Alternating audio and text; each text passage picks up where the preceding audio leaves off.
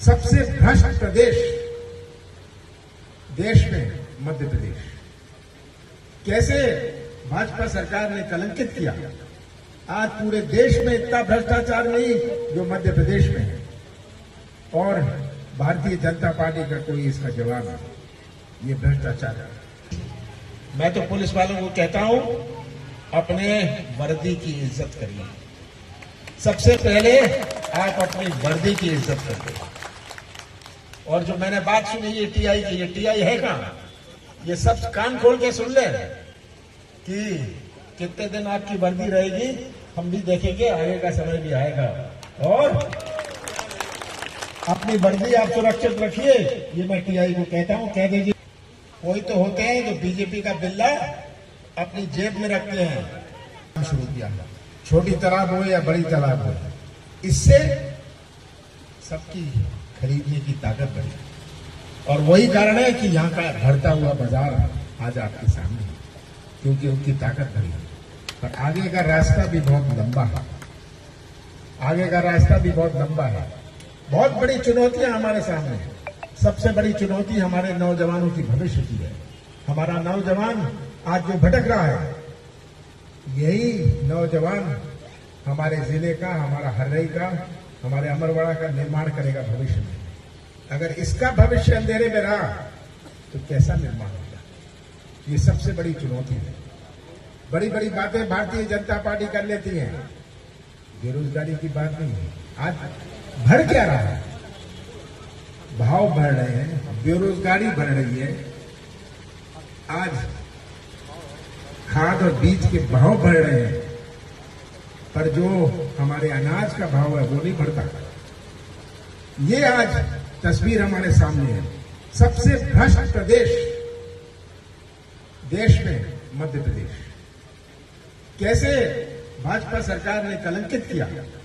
आज पूरे देश में इतना भ्रष्टाचार नहीं जो मध्य प्रदेश में है, और भारतीय जनता पार्टी का कोई इसका जवाब नहीं। ये भ्रष्टाचार है। मैंने यहां आई, सुनी बात पुलिस की। मैं तो पुलिस वालों को कहता हूं, अपने वर्दी की इज्जत करिए। सबसे पहले आप अपनी वर्दी की इज्जत करिए। और जो मैंने बात सुनी ये टीआई की, ये टीआई है कहां? ये सब कान खोल के सुन ले कि कितने दिन आपकी वर्दी रहेगी, हम भी देखेंगे, आगे का समय भी आएगा। और अपनी वर्दी आप सुरक्षित रखिए, ये मैं टीआई को कहता हूं, कह दीजिए। कोई तो होते हैं जो बीजेपी का बिल्ला अपनी जेब में रखते हैं, कुछ होते हैं बीजेपी का बिल्ला ऊपर लगा लेते हैं। ये टीआई ने तो बीजेपी का बिल्ला ऊपर लगा लिया है। सही बात है? तो सुन ले कान खोल के। मुझे दुख होता है ये सब सुन के, दुख होता है, गुस्सा भी आता है। आज पुलिस प्रशासन जनता की सेवा के लिए, जनता को सुरक्षित रखने के लिए, पर अगर ये किसी पार्टी के कार्यकर्ता के रूप में काम करते हैं, ये कभी बर्दाश्त नहीं किया जाएगा। आज हमारे सामने बहुत बड़ी चुनौतियां हैं। आज आपको सही भाव मिले। मुझे याद है, यही हर्रई, यहां मैं दौरा करता था जीप में। 1 किलो मिट्टी मेरे बदन में होती थी जब मैं घर पहुंचता था। ये वही हर्रई है। ये मत सोचिएगा कि हमेशा मैं हेलीकॉप्टर से दौरा किया। मैंने जीप में, जो गवाह है यहाँ, कितने दौरे किए। जीप में मैं दौरा करता था और सबकी बात सुनता था। और हर्रई ने मुझे जो प्यार और विश्वास दिया, हमेशा कांग्रेस को प्यार और विश्वास दिया।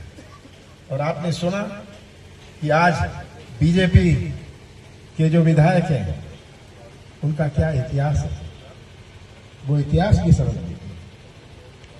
उनके और पूरे परिवार की मैंने हमेशा मदद करी। ये कमलनाथ का साथ मत देना, पर सच्चाई का साथ तो दे दीजिएगा।